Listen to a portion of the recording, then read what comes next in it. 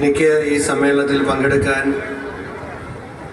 ഉണ്ടായ അവസരം ഒരു നിയോഗമാണ്, അല്ലെങ്കിൽ ഗുരുദേവൻ്റെ അനുഗ്രഹമാണ്. ഈ സമ്മേളനം ഉദ്ഘാടനം ചെയ്യേണ്ടിയിരുന്നത് KPCCയുടെ അധ്യക്ഷൻ ശ്രീ സണ്ണി ജോസഫ് MLA ആണ്. അദ്ദേഹത്തിന് പനി ബാധിച്ച് ശബ്ദം പൂർണ്ണമായും പോയ ഒരവസ്ഥയാണ്. 2-3 ദിവസം കഴിഞ്ഞാൽ വോയിസ് റെസ്റ്റ് പറഞ്ഞിരിക്കുകയാണ് ഡോക്ടർമാർ. അദ്ദേഹം ഒരാഴ്ചയായിട്ടുള്ള എല്ലാ പരിപാടിയും ക്യാൻസൽ ചെയ്ത് വീട്ടിൽ വിശ്രമിക്കുകയാണ്. അതുകൊണ്ടാണ് അദ്ദേഹത്തിന് പകരക്കാരനായി ഈ സമ്മേളനത്തിൽ ഞാൻ ഇന്ന് പങ്കെടുക്കുന്നത്. ശ്രീനാരായണ ഗുരുദേവൻ നിർദ്ദേശിച്ച രൂപത്തിൽ തന്നെ 8 വിഷയങ്ങളെ ആസ്പദമാക്കിയിട്ടുള്ള ശിവഗിരി തീർത്ഥാടന സമ്മേളനങ്ങൾ ഇവിടെ നടന്നുകൊണ്ടിരിക്കുകയാണ്. ഓരോ മേഖലയിലെയും ഏറ്റവും പ്രഗത്ഭരായ വ്യക്തിത്വങ്ങൾ തന്നെ ഈ ഓരോ വിഷയത്തെ സംബന്ധിച്ച് അവരുടെ കാഴ്ചപ്പാടുകൾ ഈ തീർത്ഥാടന സമ്മേളനത്തിൽ അവതരിപ്പിക്കുന്ന ഒരവസരം കൂടിയാണ്. ശ്രീനാരായണ ഗുരുദേവനെ കുറിച്ച് സ്വാമി സ്വാഗത പ്രസംഗത്തിൽ പറഞ്ഞത് ഞാൻ ശ്രദ്ധയോടുകൂടി കേൾക്കുകയായിരുന്നു. എല്ലാ കാലത്തെയും മഹാത്മാക്കൾ അവരവരുടേതായ രീതിയിൽ മഹാഗുരുക്കന്മാർ കൂടിയായിരുന്നു. കൃഷ്ണനും ക്രിസ്തുവും നബിയും ഗാന്ധിയുമെല്ലാം മഹാഗുരുക്കന്മാരായിരുന്നു. ശ്രീനാരായണ ഗുരുദേവനും മഹാഗുരുവാണ്. പക്ഷെ അദ്ദേഹം ആത്മീയതയെ സാമൂഹ്യ ജീവിതത്തിൽ നിന്നും മാറ്റി നിർത്തിയില്ല. വിദ്യാഭ്യാസത്തെ പഠനമുറിയിൽ ചുരുക്കിയില്ല. പ്രവർത്തനത്തിൽ അക്രമമോ അശാന്തിയോ ഒന്നും കൊണ്ടുവരാതെ യഥാർത്ഥ വിപ്ലവം സൃഷ്ടിച്ച വിശ്വഗുരുവായിരുന്നു ശ്രീനാരായണ ഗുരുദേവൻ. അദ്ദേഹം ലോകത്തോട് പറഞ്ഞ എല്ലാ കാര്യങ്ങൾക്കും എല്ലാ കാലത്തും അത് പ്രസക്തമായി നിൽക്കുകയാണ്. ഈ സമ്മേളനം നടക്കുന്ന വർഷത്തിന്റെ പ്രത്യേകത മഹാത്മാഗാന്ധിയും ശ്രീനാരായണ ഗുരുദേവനുമായിട്ടുള്ള സംവാദത്തിന്റെ 100ാം വാർഷികാഘോഷം ശിവഗിരി മഠവും ലോകമെമ്പാടും ആഘോഷിക്കുന്ന ഒരു സമയം കൂടിയാണ്. 1925 മാർച്ച് 12-ാം തീയതിയാണ് മഹാത്മാഗാന്ധി ശ്രീനാരായണ ഗുരുദേവനെ കാണുവാൻ ഇവിടെ എത്തിയ ചരിത്ര സമാഗമത്തിന് ഈ പുണ്യഭൂമി സാക്ഷിയായത്. അദ്ദേഹം ഒരു ദിവസം ഇവിടെ താമസിച്ച് 13-ാം തീയതിയാണ് ഇവിടെ നിന്നും മടങ്ങിയത്.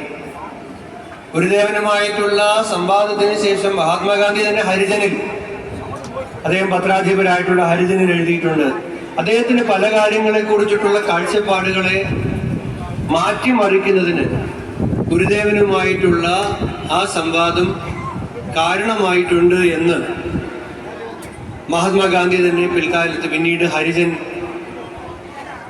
കൂടി അദ്ദേഹം എഴുതിയിട്ടുണ്ട്.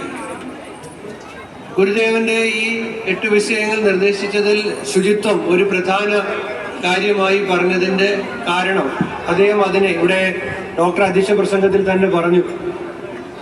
വളരെ പ്രാധാന്യത്തോടു കൂടിയാണ് അദ്ദേഹം പറഞ്ഞല്ലോ, നല്ല വൃത്തിയായി ഭംഗിയായി വസ്ത്രം ധരിച്ചു ചെന്നാൽ എവിടെ ഒന്നും നിങ്ങളെ ആരും മാറ്റി നിർത്തില്ല എന്ന് പറഞ്ഞതടക്കമുള്ള കാര്യങ്ങൾ ശുചിത്വത്തിന് അദ്ദേഹം കൊടുത്ത പ്രാധാന്യമാണ്.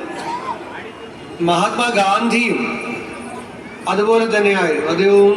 അദ്ദേഹത്തിന്റെ ഈ ദേശീയ സ്വാതന്ത്ര്യ സമരത്തിന്റെ പ്രസ്ഥാനം എന്ന് പറയുന്നത് ഈ കേവലമായ അദ്ദേഹം ഹിന്ദുസ്വരാജിൽ കൃത്യമായി ഗാന്ധിജി തന്നെ ചോദ്യം ചോദിച്ച് ഗാന്ധിജി തന്നെ ഉത്തരം നൽകുന്ന രൂപത്തിലാണ് ഹിന്ദു സ്വരാജ് എഴുതപ്പെട്ടിട്ടുള്ളത്. അപ്പൊ ഹിന്ദു സ്വരാജിൽ തന്നെ ഗാന്ധിജി പറയുന്നുണ്ട്, ഇതിങ്ങനെ ബ്രിട്ടീഷുകാർ ഇവിടുന്ന് പറഞ്ഞു വിടുന്ന ഒരു ഏർപ്പാട് മാത്രമല്ല, പല രൂപത്തിലുള്ള ഇന്ത്യക്കാരനെ, അവന്റെ വ്യക്തിത്വത്തെ, അവന്റെ അഭിമാനത്തെ, ആത്മവിശ്വാസത്തെ ഒക്കെ ഉണർത്തുന്നതിന് വേണ്ടിയിട്ടുള്ള ഒരു പ്രസ്ഥാനമായിരുന്നു ഗാന്ധിജിക്ക് ദേശീയ സ്വാതന്ത്ര്യ സമര പ്രസ്ഥാനം. അവിടെ ശുചിത്വത്തിന് വളരെ പ്രാധാന്യം ഉണ്ടായിരുന്നു ദേശീയ സ്വാതന്ത്ര്യ സമര പ്രസ്ഥാനത്തിൽ തന്നെ. ശ്രീനാരായണ ഗുരുദേവനും അതുപോലെ തന്നെ അദ്ദേഹം സ്ഥാപിച്ച 60-ന് മുകളിൽ ക്ഷേത്രങ്ങളിൽ ആ ക്ഷേത്രങ്ങളിലേക്ക് ആളുകൾ എത്തുന്നത് തന്നെ ഒരു വ്യക്തി ശുചിത്വം എന്നത് വളരെ പ്രധാനമായി കണക്കാക്കി കണ്ടുകൊണ്ട് തന്നെയായിരുന്നു. ഈ ക്ഷേത്രങ്ങളിലെല്ലാം തന്നെ പണ്ട് കാലത്തെല്ലാം കുളങ്ങളും ഉണ്ടായിരുന്നു. കുളിച്ച് ശുദ്ധി വരുത്തിയിട്ടാണ് ക്ഷേത്രത്തിലേക്ക് വരേണ്ടത് എന്നുള്ളത് ഒരു നിഷ്ഠയായിരുന്നു. അപ്പം ശുദ്ധി എന്നുള്ളത് പ്രധാനമാണ്. നമ്മുടെ എല്ലാ വീടുകളിൽ പണ്ട് ഈ വാതിൽക്കൽ തന്നെ കിണ്ടി വെച്ചിട്ടുണ്ടായിരുന്നു. പുറത്ത് പോയിട്ട് ആരെങ്കിലും അകത്തേക്ക് വരുന്നതിന് മുമ്പ് കൈയും കാലും മുഖവും കഴുകി ശുദ്ധി വരുത്തിയിട്ടാണ് വീടിനകത്തേക്ക് കയറിയിരുന്നത്. അത് തന്നെയാണ് നേരത്തെ ഡോക്ടർ ഇവിടെ സൂചിപ്പിച്ചത്. അപ്പൊ കാലിൽ നിന്നൊക്കെയാണ് ഏറ്റവും കൂടുതൽ അണുക്കള് വരുന്നത്. അപ്പൊ അതുകൊണ്ടാണ് കാല് കഴുകി അകത്ത് കയറണം എന്നുള്ളതാണ്. പക്ഷെ ഇപ്പൊ നമ്മൾ ഒരുപാട് ആധുനികരായി മാറിയതിന് ശേഷം കാല് കഴുകി അകത്ത് കയറുന്നുണ്ടോ എന്ന് നോക്കുമ്പോഴാണ് നമ്മളുടെ ഈ ആധുനികത എന്ന് പറയുന്ന നിർവചനം ശരിയായ രൂപത്തിൽ ആധുനികമാണോ, അല്ലെങ്കിൽ നമ്മുടെ ഈ പുരോഗമനം എന്ന് പറയുന്ന നിർവചനം ശരിയാവണ്ണത്തിൽ പുരോഗമനമാണോ എന്ന് നമ്മൾ തന്നെ സ്വയം വിലയിരുത്തേണ്ടി വരുന്നത്. അപ്പൊ ശ്രീനാരായണ ഗുരുദേവൻ സ്ഥാപിച്ച ക്ഷേത്രങ്ങളിലെല്ലാം തന്നെ ആ ക്ഷേത്രങ്ങളുടെ സങ്കല്പം തന്നെ ഈ നിലയിലുള്ള ആ ശുചിത്വ സങ്കല്പത്തോട് വ്യക്തി ശുചിത്വവും ആത്മീയ ശുചിത്വവും എല്ലാം ഉൾക്കൊള്ളുന്ന തരത്തിലാണ് അദ്ദേഹം അതിനെയെല്ലാം നിർമ്മിച്ചിരുന്നത്. അപ്പൊ അതുകൊണ്ടാണ് ഇപ്പൊ നേരത്തെ പറഞ്ഞല്ലോ, ഈ തൊട്ടു മുമ്പത്തെ സെഷൻ വിദ്യാഭ്യാസത്തിന്റെ ഒരു സെഷൻ ആയിരുന്നു. കേരളത്തെ യഥാർത്ഥത്തിൽ ഈ രൂപത്തിൽ നവീകരിച്ച ഒരു മുദ്രാവാക്യം, ഒറ്റ മുദ്രാവാക്യമാണ്. അത് ശ്രീനാരായണ ഗുരുദേവന്റെ മുദ്രാവാക്യമാണ്. വിദ്യ കൊണ്ട് പ്രബുദ്ധരാവുക. ഇന്നത്തെ കേരളത്തെ ഈ രൂപത്തിലാക്കിയത് ആ ഒറ്റ മുദ്രാവാക്യം കൊണ്ടാണ്. വിദ്യ കൊണ്ട് പ്രബുദ്ധരാകാൻ പറഞ്ഞതുകൊണ്ടാണ്, വിദ്യാഭ്യാസം കിട്ടിയത് കൊണ്ടാണ് ശുചിത്വം ഉണ്ടായത്. ആരോഗ്യ മേഖലയിൽ നമുക്ക് മുന്നോട്ട് വരാൻ കഴിഞ്ഞത്. ആരോഗ്യ മേഖലയിൽ നമുക്ക് ഇപ്പൊ മാത്രമല്ല, നമ്മൾ 1913കളിൽ ബ്രിട്ടീഷ് ഇന്ത്യയിൽ ഏറ്റവും കൂടുതൽ ലൈഫ് എക്സ്പെക്ടൻസിയിലെ ഏറ്റവും ഉയർന്ന നിലവാരം പുലർത്തിയിരുന്നത് കേരളമായിരുന്നു.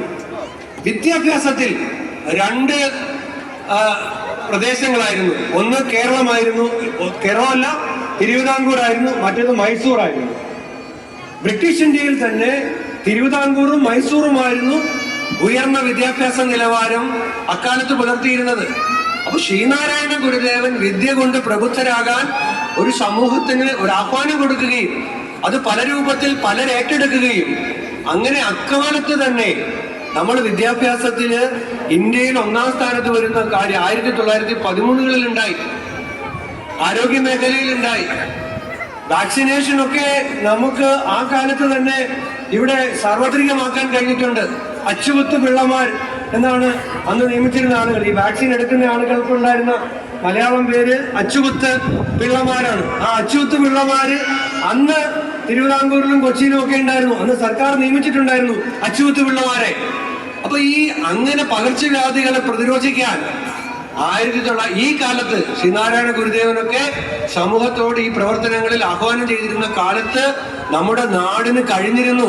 ആ അടിത്തറയിലാണ് നമ്മൾ ഈ രൂപത്തിലേക്ക് സ്കാൻഡിനേവിയൻ രാജ്യങ്ങളോട് കിടപിടിക്കുന്ന തരത്തിലേക്ക് വിദ്യാഭ്യാസ ആരോഗ്യ നിലവാരത്തിൽ മുന്നോട്ട് വന്നത് എന്നുള്ള കാര്യം. എന്നാൽ ഇപ്പോ നമ്മൾ പരിശോധിക്കണം. ഇപ്പൊ ഇവിടെ നേരത്തെ പറഞ്ഞല്ലോ, ഞാൻ കഴിഞ്ഞ ദിവസം നിയമസഭയില് ഒരു റൂൾ 50 അടിയന്തര പ്രമേയം അവതരിപ്പിച്ചപ്പോൾ ഗവൺമെന്റ് ശേഖരിച്ച കണക്ക് പ്രകാരം കഴിഞ്ഞ വർഷം 5 ലക്ഷം ആളുകൾക്കാണ് കേരളത്തിൽ വയറിളക്ക രോഗം ബാധിച്ചത്. 5 ലക്ഷം ആളുകൾക്ക് ഈ മോശപ്പെട്ട ജലം ഉപയോഗിച്ചിട്ടാണ് ഇതുണ്ടാകുന്നത്. 5 ലക്ഷം ആളുകൾക്ക്. സർക്കാരിന്റെ നിയമസഭാ ചോദ്യത്തിന്റെ ഉത്തരവ് കണക്ക് പ്രകാരം 2024 പകർച്ചവ്യാധികളിൽ മരണപ്പെട്ടത് കേരളത്തിൽ 568 പേരാണ്. 2023 അത് 418. 2025 കണക്ക് ലേറ്റസ്റ്റ് വന്നിട്ടില്ല. അപ്പം 2023 418, 2024 568 ആളുകൾ പകർച്ചവ്യാധികൾ മൂലം മരണപ്പെടുകയാണ്. അപ്പോൾ നമ്മള് ശ്രീനാരായണ ഗുരുദേവൻ 100 വർഷങ്ങൾക്ക് മുമ്പ് വ്യക്തി ശുചിത്വം വേണം, പരിസര ശുചിത്വം വേണം, വെള്ളം കുടിക്കുന്ന കാര്യത്തിലൊക്കെ തിളപ്പിച്ചാറ്റി വെള്ളം കുടിക്കണം എന്നൊക്കെ അദ്ദേഹം നമ്മളോട് പറഞ്ഞു പഠിപ്പിച്ചു. പക്ഷെ നമ്മള് 2025 ആകുമ്പോഴേക്കും ഇവിടെ 5 ലക്ഷം ആളുകൾക്ക് വയറിളക്ക രോഗം ബാധിക്കുന്നു, 568 ആളുകൾ ഒരു വർഷം പകർച്ചവ്യാധി ഒന്നും മരിക്കുന്നു. ഇവിടെ നിന്നാണ് ഈ ചർച്ച മുന്നോട്ട് പോകേണ്ടത്. നമ്മുടെ സർവൈലൻസ് സംവിധാനം, ആശുപത്രിയിൽ എത്തി രോഗികളെ ചികിത്സിക്കുന്നതിനപ്പുറത്തേക്ക് ആശുപത്രിയിലേക്ക് ആളുകൾ എത്താതിരിക്കുന്നതാണ് ശരിയായ മികച്ച ആരോഗ്യ സംവിധാനം എന്ന് പറയുന്നത്. ആശുപത്രിയിൽ എത്തുന്നവർക്ക് മികച്ച ചികിത്സ കിട്ടണം, ഒരു സംശയവുമില്ല. പക്ഷെ മികച്ച ആരോഗ്യ സംവിധാനം എന്ന് പറയുന്നത് പോലീസ് സർവൈലൻസ് ക്രമസമാധാനത്തിന് കൊടുക്കുന്നത് പോലെ തന്നെ നമ്മുടെ ഹെൽത്തിന്റെ ഒരു സർവൈലൻസ് ഉണ്ട്. ആ സർവൈലൻസ് സജീവമാക്കുകയും ആശുപത്രിയിലേക്ക് എത്തുന്ന ആളുകളുടെ എണ്ണം കുറയുകയും ചെയ്യണം. ആ നിലയിലേക്ക് മാറണം. ഇന്ന് കേരളം ഔട്ട് ഓഫ് പോക്കറ്റ് എക്സ്പെൻസിൽ ഇന്ത്യയില് 1ാം സ്ഥാനത്താണ്. ആളുകൾ സ്വന്തം പോക്കറ്റിൽ നിന്നും പൈസ ചെലവാക്കി ആശുപത്രിയിൽ പോകുന്നത് ഇന്ത്യയിൽ 1ാം സ്ഥാനത്ത്. അതുകൊണ്ട് എന്താ സംഭവിച്ചിരിക്കുന്നതെന്നറിയോ? ഇത് ഈ ബഹുരാഷ്ട്ര ആരോഗ്യ മേഖലയിൽ പ്രവർത്തിക്കുന്നവർക്കെല്ലാം അറിയാം. തിരുവനന്തപുരത്തെ തന്നെ പ്രശസ്തമായ ആശുപത്രി ബ്ലാക്ക് സ്റ്റോൺ വാങ്ങി. ഇവിടെ നിംസിന്റെ ഡോക്ടർ ഇരിക്കുന്നു. ബ്ലാക്ക് സ്റ്റോണ്, കൃഷ്ണ ഗ്രൂപ്പ്, നമ്മുടെ കൊച്ചു കരുനാഗപ്പള്ളിയിലെ വലിയ ആശുപത്രി കൃഷ്ണ ഗ്രൂപ്പ് വാങ്ങി. അവര് ഹൈദരാബാദുകാരാണ്. അപ്പൊ ഇങ്ങനെയുള്ള ഇവരെല്ലാം കൂടെ വന്നിട്ട് ഈ ബ്ലാക്ക് സ്റ്റോണും കൃഷ്ണയും അങ്ങനെയുള്ളവരെല്ലാം വന്ന് ആറ്റിങ്ങലെയും കരുനാഗപ്പള്ളിയിലെയും കുന്നത്തൂരിലെയും പിന്നെ ചിറയൻകീഴിലെയും ആശുപത്രികളെല്ലാം വാങ്ങിയിട്ട് പിന്നീട് അവർ തീരുമാനിക്കും ഇവിടുത്തെ ചികിത്സാ നിരക്ക്. അവര് മൊനോപ്പൊളൈസ് ചെയ്യും. ഞാൻ എന്റെ പ്രസംഗം 10 മിനിറ്റേ ഉള്ളൂ, അതുകൊണ്ട് ഞാൻ നോക്കുകയായിരുന്നു അതിനകത്തോട്ട്. ഞാൻ ഇപ്പോഴാണ് നോട്ടീസിൽ ശ്രദ്ധിച്ചത് എല്ലാവർക്കും 10 മിനിറ്റേ ഉള്ളൂ. അപ്പൊ ഞാനത് ലംഘിക്കുന്നത് ശരിയല്ല. ഞാൻ പറഞ്ഞത് വലിയ അപകടത്തിലേക്ക് പോവുകയാണ്. ഇൻഡിഗോ പ്രതിസന്ധി വന്നപ്പോ 70% വിമാന യാത്രയെ ബാധിച്ചതുപോലെ എവിടെ കുത്തക വരുന്നോ അത് അപകടമാണ്. അവര് തീരുമാനിക്കുന്നിടത്തേക്ക് പാവപ്പെട്ട സാധാരണക്കാരന് ഒരു സ്വകാര്യ ആശുപത്രിയിൽ പോകും. ഇപ്പോൾ സ്വകാര്യ ആശുപത്രിയിൽ പല സ്വകാര്യ ആശുപത്രിയിലും സാധാരണക്കാർക്ക് പോകാൻ കഴിയാത്ത അവസ്ഥയുണ്ടാകും. ഇത്തരം ഒരുപാട് കാര്യങ്ങൾ ചുരുങ്ങിയ സമയത്തിൽ പറയേണ്ട പരിമിതി ഉണ്ടായതുകൊണ്ടാണ് ഈ ആശങ്ക കൂടി പങ്കുവച്ചുകൊണ്ട് ഈ സമ്മേളനങ്ങൾ കാലികമായ ഓരോ മേഖലയിലെയും ഇത്തരം വിഷയങ്ങളെ ചർച്ച ചെയ്യുന്നത് മാത്രമല്ല, ചർച്ച ചെയ്ത് ഭരണാധികാരികൾ, സംവിധാനങ്ങൾ ഇവിടെ നിന്നുണ്ടാകുന്ന ആശയങ്ങളെ, തീരുമാനങ്ങളെ, ആശങ്കകളെ ഏറ്റെടുത്ത് മുന്നോട്ട് കൊണ്ടുപോകുന്നതാണ് ഈ സമ്മേളനത്തിന്റെ ഒരു പ്രത്യേകത. ഈ സമ്മേളനത്തിന് തീർത്ഥാടനത്തിന് എല്ലാ ആശംസകളും അറിയിച്ചുകൊണ്ട് ഉദ്ഘാടനം ചെയ്ത് അറിയിക്കുന്നു. നന്ദി, നമസ്കാരം.